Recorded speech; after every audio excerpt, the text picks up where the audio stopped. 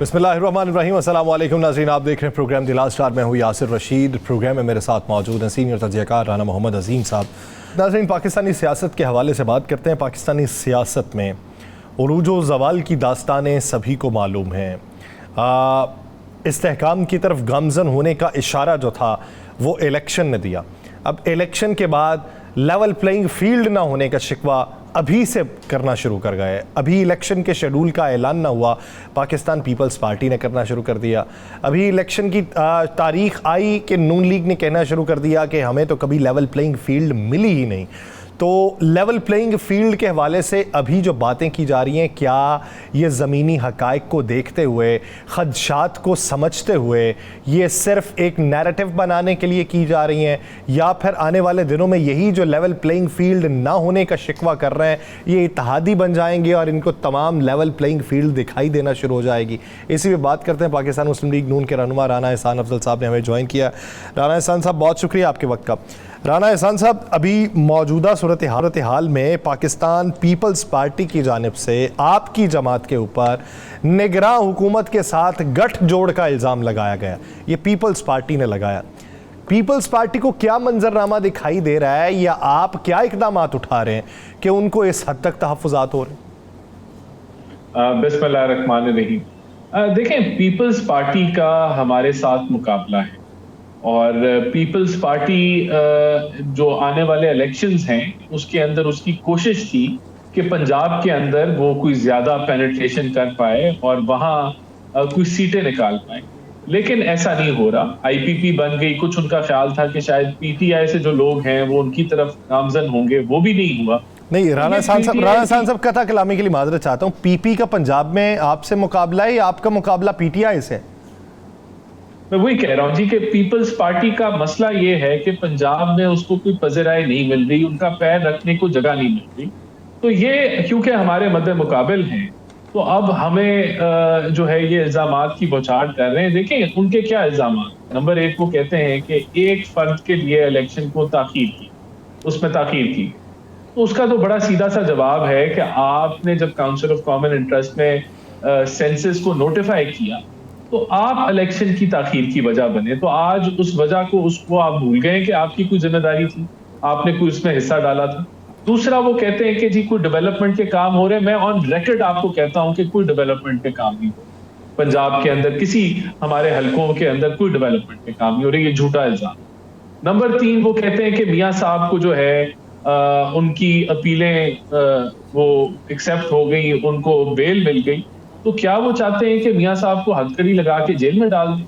क्या जो 17-18 की नाइंसाफियां मियां नवाज शरीफ के साथ हुई, पनामा में उनका नाम नहीं था, इकामा पे निकाल दिया गया, मैं उसकी डिटेल सब जानते हैं कि किस तरह उनको पॉलिटिकली टारगेट किया गया। तो अगर आज इंसाफ के तकाजे पूरे हो रहे हैं तो क्या उनकी ख्वाहिश ये है कि मियां साहब को दोबारा जेल में डाल दिया जाए? तो फिर इसको भी हम रद्द करते हैं। बाकी देखें, ये लेवल प्लेइंग फील्ड का फर्ज है इलेक्शन कमीशन ऑफ पाकिस्तान का और केयर टेकर का।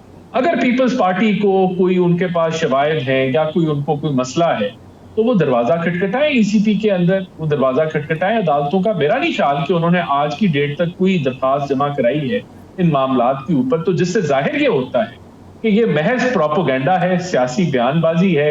इलेक्शन के अंदर उनके पास ये बयानियां है और ये बयानियां सेल्फ डिफीटिंग बयानियां हैं जिसके अंदर वो अपने आप को खुद कमजोर जाहिर। अच्छा राना साहब, ये तो होगी, ये तो बताएं, चलें आपने अपना मुकाबला आपका किसके साथ होता है पंजाब में, किसके साथ नहीं होता। ये 8 फरवरी का इलेक्शन जो है वो सामने आ जाएगा, उसमें किसके साथ क्या होगा क्या नहीं होगा ये नज़र आ जाएगा। ये तो बताएं, तरीके इस्तेहकाम पाकिस्तान, क्या आपका उनके साथ कोई मुआहदा तय पा गया है कि उनके तगड़े उम्मीदवारों के मुकाबले में आपके उम्मीदवार खड़े नहीं होंगे, और अगर खड़े भी होंगे तो बराए नाम खड़े होंगे? कोई ऐसा मुआहदा तय पाया? सुनने में बड़ी तेजी से आ रही है चीज़ें।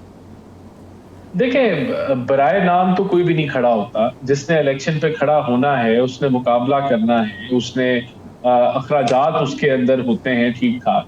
तो बराए तो अभी तक कोई ऐसी कोई चीज नहीं हुई, और अगर होगी तो वो उसका बिल्कुल अवाम के सामने वो कोई अलायंस या सीट एडजस्टमेंट सामने आ जाएगी। लेकिन अब तक जितनी मुझे नॉलेज है कि कोई ऐसा हमारे साथ ना उनकी कोई अलायंस है ना कोई सीट एडजस्टमेंट के ऊपर अभी कोई बात। अच्छा राना एहसान साहब, क्या आपकी पार्टी को इस वक्त लेवल प्लेइंग फील्ड दिखाई दे रही है? देखें, हम तो समझते हैं कि जो नाइंसाफियां मियां साहब के साथ हुई वो तो अभी भी मौजूद है, अभी भी उनकी सजाएं मौतल नहीं हुई। बाकी देखें, हमें ना कोई बेनिफिट मिला है। नहीं, अगर सजाओं की बात करनी है तो सर वो तो अदालतों में केसेस है ना, वैसे तो खान साहब के भी केसेस हैं। बिल्कुल बिल्कुल। आप ईसीपी की तरफ से देखें, मौजूदा हकायक में देखें, जमीनी हकायक में देखें, तो तब आपको लगता है कि आपके लिए कोई जगह तंग है? नहीं, अभी तक तो कोई ना इलेक्शन का स्केड्यूल आया है और ना उस तरीके से इलेक्शन की कैंपेन लॉन्च हुई है। तो मैं नहीं समझता कि अभी कोई हमें कोई मसाइल का सामना है, या उस लिहाज से तो मैं समझता हूँ ना पीपल्स पार्टी को किसी मसाइल का सामना है ईसीपी के पॉइंट ऑफ व्यू से, और ना पीटीआई को किसी मसाइल का सामना है। नहीं, ये बात ना करें, ये बात ना करें। क्या आपने अभी बात की है कि ना पीटीआई को, तो आप समझते हैं कि पीटीआई को किसी जगह जलसा करने की इजाजत है? देखें, बिल्कुल, ये तो लोकल इंतजामिया से उन्होंने इजाजत लेनी है और उन्होंने जलसा करना है। लेकिन जो एलिमेंट्स 9 मई के अंदर शामिल है, या जो एलिमेंट्स जो है जिन्होंने उनको तो पकड़े ना, उनको तो पकड़े राना साहब, उनकी बात नहीं हम कह रहे। जो शामिल हैं उनको गिरफ्तार करें, उनको सजा दे, इस पे कोई दूसरा कंप्रोमाइज नहीं है। जो नहीं शामिल हैं उनको जलसा तो करने दें। मैं भी इस चीज का हामी हूँ जी, जो इसको के अंदर नहीं शामिल उनको जलसे की इजाजत होनी चाहिए। अच्छा राना साहब, अगर देखा जाए पाकिस्तान पीपल्स पार्टी से आपके इत्तेहाद के इम्कानात हैं? देखिए, मुझे तो मुश्किल लगता है, क्योंकि पाकिस्तान पीपल्स पार्टी भी जो है वो बिलावल साहब को कहती है कि वजारत उज़्मा के वो कैंडिडेट हैं, और पीएमएलएन का दावा ये है कि मियां नवाज शरीफ इंशाल्लाह चौथी दफा वजीर आजम होंगे। तो मुझे तो यही लगता है कि हमारा मुकाबला पंजाब में भी होगा और सिंध में भी होगा, और बाकी सूबों में भी होगा, तो हमारा कंपटीशन है। तो राना साहब, आपके पास सिंध में है क्या? ये जरा थोड़ा सा हम जानना चाहते हैं। आपने कहा ना सिंध में भी मुकाबला होगा। सिंध में तो एक पिछले इलेक्शन में एक नशिस्त भी नहीं थी आपके पास, तो आप कौन सा ऐसा जादू की छड़ी आ गई है कि आपके पास सिंध में एक अच्छी खासी नशिस्तें होंगे? देखिए, सिंध के अंदर कराची में एक अच्छा वोट बैंक पीएमएलएन जो है वो रखती है, और वहाँ हम लोग बिल्कुल अलायंसेस का या सीट एडजस्टमेंट का भी सोच रहे हैं। तो सिंध में अगर हम मेजॉरिटी ना ले पाए तो हम जरूर एक अच्छा नंबर जो है वो प्रोविंशियल और नेशनल असेंबली का सीट्स का जरूर लेंगे। इसके ऊपर हमारी पार्टी स्ट्रेटजी बना रही है, और मुमकिन तौर पे अगर सीट एडजस्टमेंट करनी पड़ी कुछ जमातों के साथ तो उसके ऊपर भी जो है वो मुशावरत चले। वो सीट एडजस्टमेंट जितनी भी होगी वो पीपी के खिलाफ होगी?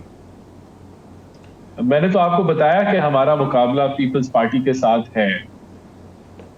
अच्छा राना एहसान साहब, आप क्या समझते हैं? आईपीपी ने जलसा किया, उन्होंने अपना एक मंशूर दिया। मंशूर के मुताबिक 300 यूनिट तक बिजली फ्री दी जानी है। मंशूर के मुताबिक पेट्रोल आधी कीमत पे फराहम किया जाना है मोटरसाइकिल वालों को। मंशूर के मुताबिक जो अद्वियात हैं वो फ्री दस्तयाब होंगी। आप लोग अभी हुकूमत से निकले हैं, आपको ख़जाने के हाल का भी पता है, आपको आने वाले दिनों में पूरी स्ट्रेटजी का भी पता है। आप समझते हैं कि अगर ऐसी कोई हुकूमत आए जिसका ये मंशूर हो तो ख़जाना उसका मुतहम्मिल हो सकता है? और दूसरा ये कि आईपीपी के इस मंशूर के मद्दे मुकाबले आपका क्या होगा? देखें, मैं क्योंकि थोड़ा बहुत मीशत को जानता हूँ, मैं समझता हूँ कि ये अब लॉलीपॉप्स और झूठे ख्वाब दिखाने का वक्त नहीं। मैं नहीं समझता कि पाकिस्तान के अंदर ऐसी फिस्कल स्पेस मौजूद है कि कोई जमात पेट्रोल आधी कीमत पे ले आएगी, क्या कोई जमात जो है वो बिजली मुफ्त देना शुरू कर देगी। मैं समझता हूं कि ऐसे दावे कर करके और फिर एक प्रेशर में आके इस तरह के फैसले किए जाते हैं कि देखें, मैं आपको इसकी बॉटम लाइन बता दूं कि कर्जे के ऊपर अगर आप और कर्जा लेके रिलीफ देंगे तो आप अवाम को, क्योंकि अवाम को ही बाद में वो पैसे कर्जा वापस करना पड़ता है, तो वो सूद समेत अवाम ही वापस करेगी, यानी कि दुगनी कीमत अवाम चुके। हुकूमतें अपने पास से तो हुकूमत के पैसे नहीं होते, टैक्सों के पैसे होते हैं, तो वो अवाम से इकट्ठे होते हैं। तो अगर आप कर्जे के ऊपर रिलीफ देंगे तो फिर तो अवाम को सूद समेत वापस करना पड़ेगा। जहां तक हमारे मंशूर की बात, देखिए जहां तक मुझे समझ है मीशत की, मैं तो समझता हूं कि अगले 1-2 साल मुश्किल हैं। आपको फिस्कल डिसिप्लिन के अंदर रहना होगा। आपको मुमकिना तौर पे एक और IMF का मुआहदा करना होगा जो कि 3 साल पे मबनी होगा, जिसको एक्सटेंडेड फंड फैसिलिटी कहते हैं। और आपको कोशिश करनी होगी, जो कामयाब हुकूमत वो होगी जो फॉरेन डायरेक्ट इन्वेस्टमेंट ला सके, ताकि कोई थोड़ा सा आपकी डॉलर की पोजीशन बेहतर हो। बाकी आप IMF के मुआहदे के अंदर रहेंगे तो दुनिया से आप डॉलर इकट्ठा कर सकेंगे। उस टाइम फ्रेम के अंदर एक कामयाब हुकूमत वो होगी जो ट्रेड इम्बैलेंस को, जो इंपोर्ट एक्सपोर्ट का गैप है, उसको कम तरीन करे। और वो कैसे कम होगा? या वो आप ज़राअत की इंपोर्ट सब्स्टिट्यूशन करेंगे, या आप IT, आप एक्सपोर्ट्स या टूरिज्म को बढ़ाने की कोशिश करेंगे, जिसके लिए सिक्योरिटी का एक चैलेंज। तो ये वो मसाइल होंगे अगले 2-3 सालों के अंदर, जो अगला टेन्योर है, जो हुकूमतों को फेस करने होंगे। तो मैं नहीं समझता बड़ा आसान रास्ता है, बड़े मुश्किल रास्ते हैं। राना साहब इसका मतलब है, राना साहब इसका मतलब है कि अगर आपकी हुकूमत भी आ गई, जो आप बकौल मुस्लिम लीग नून के अगला वज़ीर आज़म उनका होगा, अगर आपकी हुकूमत भी आ गई तो अब रिलीफ अभी अवाम का कोई नहीं मिलने वाला। देखें, मैं आपको रिलीफ मिल सकता है। रिलीफ का रास्ता क्या होगा? देखें, अभी रुपया स्ट्रेंथन हुआ 285 पे, अब वापस रुपए में थोड़ी बहुत कमजोरी आ रही है, लेकिन फिर भी रुपया स्ट्रेंथन हुआ। वो किस तरह स्ट्रेंथन हुआ? आपने IMF के मुआहदे को फुलफिल किया, तो वो आपका एक्सचेंज रेट में बेहतरी है। अगर मिसाल के तौर पे हम लोग जाते हुए रिलीफ दे देते, बिजली सस्ती कर देते, पेट्रोल सस्ता कर देते, तो हम IMF के मुआहदे को रद्द कर देते। और IMF का मुआहदा अगर रद्द हो जाता तो आज हम डिफॉल्ट की बातें करते। तो रिलीफ आपको देखें, या तो आप राना साहब बुनियादी तौर पे ये वही सवाल है। आप ये कहते हैं कि IPP झूठे ख्वाब ना दिखाए। मियाँ साहब अपने जलसों में तकाबुली जायज़ा बयान करते हैं 2017 का और 2022-23 का, लेकिन मियाँ साहब क्या अपने जलसों में खड़े होकर ये बात करेंगे कि ये रेट फिर से नहीं हो सकता? क्या मियाँ साहब ये बात करेंगे कि पेट्रोल का रेट वो नहीं हो सकता? क्या मियाँ साहब ये बात करेंगे कि हमें इलेक्शन जीत के फिर IMF के पास ही जाना पड़ेगा? अगर तो आप ये हकाइक बता के अपना मंशूर बताएंगे, नैरेटिव बनाएंगे, फिर तो वेल एंड गुड, हकाइक बता के आपने आवाम को धोखे में नहीं रखा। लेकिन अगर आपके पास भी वही बातें होंगी तो फिर आपका और IPP के मंशूर में फ़र्क क्या होगा? देखें, अगर आपने ये बातें करनी है, हमने ये बातें नहीं की। मियाँ साहब वाहिद वजीर आजम है पाकिस्तान के, साबका वजीर आजम, जिन्होंने IMF का प्रोग्राम मुकम्मल किया, 3 साल प्रोग्राम। तो मियाँ साहब को आगे के मसाइल का बखूबी पता है और उनको ये भी पता है कि इसको निकालना कैसे। देखिए, अगर आपने दावे ही करने हैं तो फिर आप पेट्रोल आधा क्यों कर देते हैं, उसको 25% कर दें। और अगर आपने दावे ही करने हैं, फिर आप बिजली वैसे ही मुफ्त कर दें सब लोगों के लिए। दावे ही करने हैं ना, तो ये चीजें मुमकिन नहीं है। जो चीज मुमकिन है वो मैंने आपको बता दी, और बेहतरी आ जाएगी। 1 से 2 साल अगर आप एक फिस्कल डिसिप्लिन के ऊपर आते हैं, स्टेट ओन्ड एंटरप्राइजेस को आप जो है वो प्राइवेटाइजेशन की तरफ बढ़ते हैं, आप टैक्स रिफॉर्म्स लेके आते हैं, तो मैं समझता हूं इस मुल्क में इतना पोटेंशियल है कि आप पहले 2 सालों के अंदर मुल्क की सिमत अगर ठीक कर दें तो 2 सालों के अंदर आपको रिजल्ट आना चाहिए। ये मेरा यकीन है। मैं अगर राना साहब मियाँ साहब के पास फार्मूला है, जो आप कह रहे हैं कि सब ठीक हो जाएगा और वो आवाम को रिलीफ भी दे देंगे। उनके सके भाई वज़ीर आज़म पाकिस्तान रहे हैं 1.5 साल, बल्कि 16 माह हुकूमत रही है। वो फार्मूला उन्होंने अपने सके भाई को क्यों नहीं दिया, ताकि कुछ तो बेहतरी आ जाती? देखिए ना, मैं यही तो मैं आपको कह रहा हूं कि जो हमने IMF का मुआहदा बहाल किया, जो हमने मुश्किल फैसले किए, उसके समरात क्या थे? उसके समरात ये थे कि एक तो मुल्क डिफॉल्ट से बचा, दूसरा समर क्या था कि आज आपका जो एक्सचेंज रेट बेहतर हुआ है वो मुमकिन हो सकता। मैंने आपको बताया कि अगर हम इस मुआहदे को बहाल ना कर, हम IMF के मुआहदा किए बगैर फील गुड फैक्टर हम भी दे सकते थे कि बिजली सस्ती कर दो, पेट्रोल सस्ता कर दो और IMF के मुआहदे को रद्द कर दो और आर्जी तौर पे लोगों को महसूस कराओ कि हमने उनको रिलीफ दे दिया।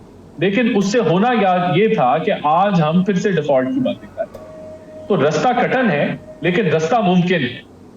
इस रास्ते पे PMLN पहले भी चल चुके। इस मुल्क में पोटेंशियल है, बेहद पोटेंशियल है।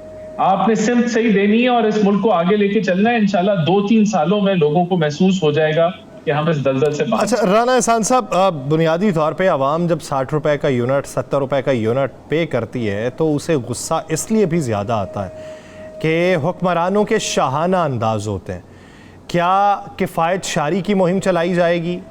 क्या कैबिनेट का साइज़ कम रखा जाएगा? क्योंकि दावे तो बहुत किए जाते हैं। अगर तो दावों की बात कर रही हैं तो आप दावे ये भी कर सकते हैं 15 वज़रा होंगे, आप दावा ये भी कर सकते हैं किफ़ायत शारी होगी, प्रोटोकॉल नहीं होगा, लेकिन उस पर अमल नहीं होता। हकायक और होते हैं, दावे और होते हैं। तो ये ख्याली पुलाव से हट के कुछ देखने को मिलेगा? देखिए, मैं समझता हूं कि अगर अब चेंज नहीं आए, अगर अब हमें एहसास नहीं होगा कि मुल्क किन हालात से गुजर रहा है, अगर हुकूमत का कट साइज नहीं होगा, अगर हम ये फैसले नहीं करेंगे, तो फिर मैं नहीं समझता कि पाकिस्तान के पास जो है वो स्पेस मौजूद है कि हम इस मसाइल को, इस ब्रिज का जो है वो क्रॉस कर सकें। मैं समझता हूं फिर पाकिस्तान और मजीद मुश्किल में फंस जाएगा। तो जो आप बातें कर रहे हैं, मैं आपके ही प्लेटफॉर्म से मैं कहता हूं कि हमें भी ये करने, अगर हमें मिला इख्तियार तो हमें ये करना होगा, हमें ये सारी चीजें करके दिखानी होंगी, क्योंकि अब हमारे पास गलतियों की और गुंजाइश नहीं। तो मैं समझता हूं कि हमारी जमात इसी लाइन पे चलेगी और कोई रास्ता नहीं। जी। अच्छा राना साहब, मियाँ साहब कब से जलसे जलूसों के लिए निकल रहे हैं बाहर? एक जलसे के बाद तो बिल्कुल खामोशी हो गई है। मियाँ साहब ने चारों सूबों में जलसे करने थे, विजिट करने थे, कब से शुरू होने लगे? देखिए, 10 तारीख जो है वो इस महीने की, नवंबर जो है 10 तारीख को आखिरी दिन है कि पार्टी टिकट्स की एप्लीकेशन जो है वो सबमिट करा सकें। 11 तारीख को हमारा जनरल काउंसिल का इजलास है। मैं समझता हूं कि उसके बाद हमारे इंटरव्यू का मामला जो है टिकटों का वो शुरू हो जाएगा।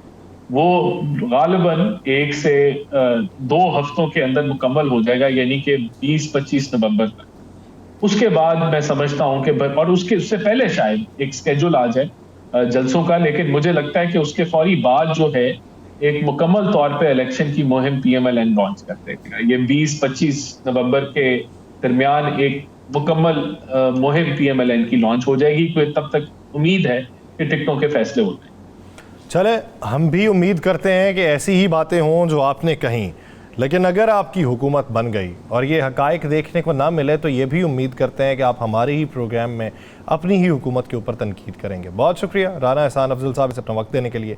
नाज़रीन, प्रोग्राम का वक्त ख़त्म हुआ चाहता है, मुझे और राना साहब को दीजिए इजाज़त। अपना बहुत सा ख्याल रखिएगा। अल्लाह निगहबान।